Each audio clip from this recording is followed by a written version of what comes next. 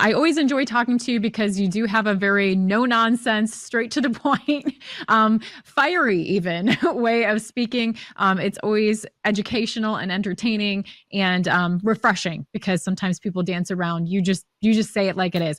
So I first wanted to address this tweet from you that you put out there. It says, I'm the leading independent candidate for US president known across America and globally by over 400 million.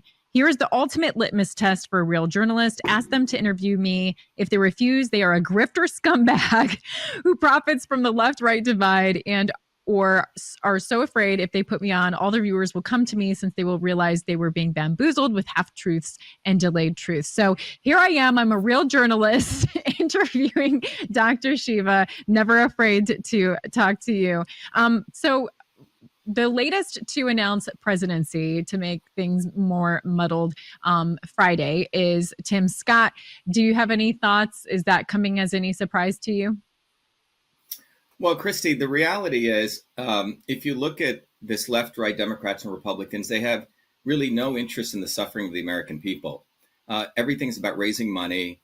It's about power, profit, and control, and it's all about them. None of these people have ever, frankly, worked a day in their life like everyday Americans do and have come bottoms up.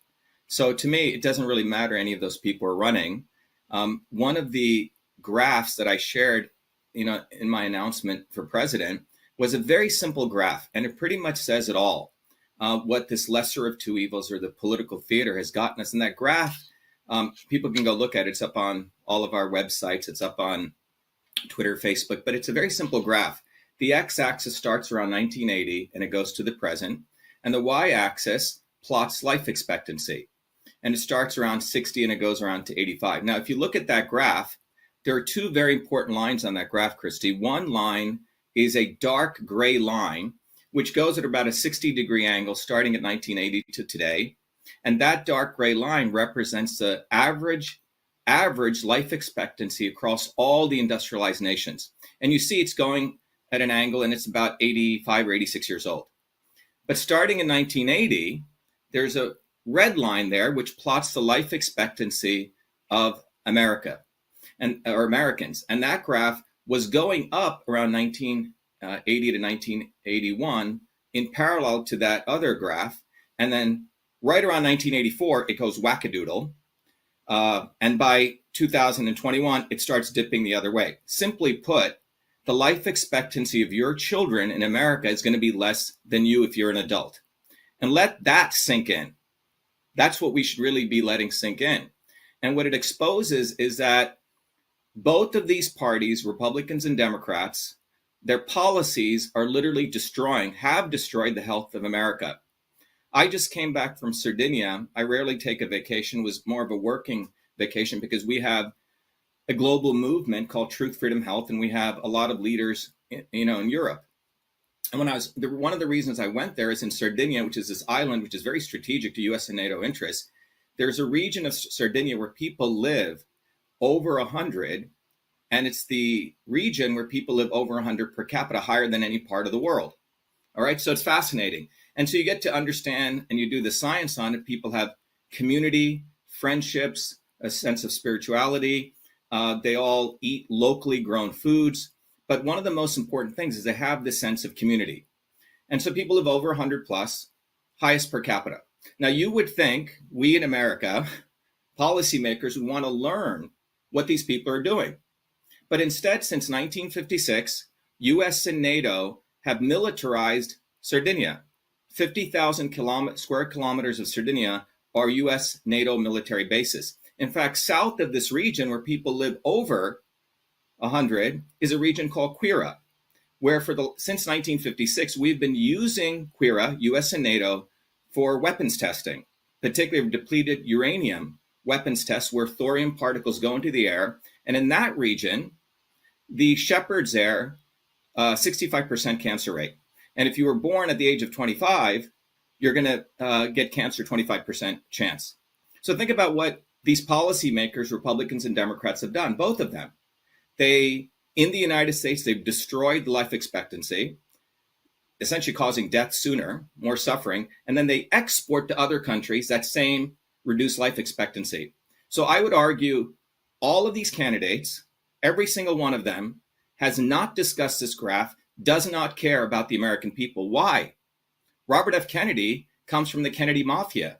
He doesn't give a damn about the American people. I know this guy. I've met this guy. Everything he says is forked tongue. Donald Trump with golden plated toilet seats, nice guy, but he has no really understanding of everyday Americans. He hasn't pulled himself bottoms up. None of these guys have. But the everyday Americans that I grew up with, Kristi, be it in New Jersey or the people, my grandparents who had nothing, those are the people that I connect with. And those people are the ones who are suffering. Those people's relationships are the ones that are under stress. They're being destroyed. And we know the number one cause of death is stress. In Boston, right here, in literally less than a half a mile, you have the liberal elites who live up to 92 years old. And literally a half a mile later, everyday poor, Black, working class, and white working class people, the maximum they're hitting is 63 years of age. So it's a 29-year difference. So when you measure life expectancy, it pretty much says it all. These people don't give a damn about you, me, or everyday working people. And that's why our campaign is unique, because as you know, it was our campaign which first called out Fauci in 2020. Robert Kennedy was promoting lockdowns, and everyone should go see what a scumbag he is. Donald Trump, in spite of all the information I gave him, never fired Fauci. So you can start using very simple litmus tests. Elon Musk, who unfortunately the conservatives are being bamboozled into thinking he's some free speech savior, was all for the COVID vaccine, was all for lockdowns. So we have to really measure these people not by what they say, but what they actually did. Well, but here's the thing. You were extremely vocal and critical of elections in general. You participated in exposing some of the problems. And now you have announced that you're going to run. So you're going to enter a system that you were critical of.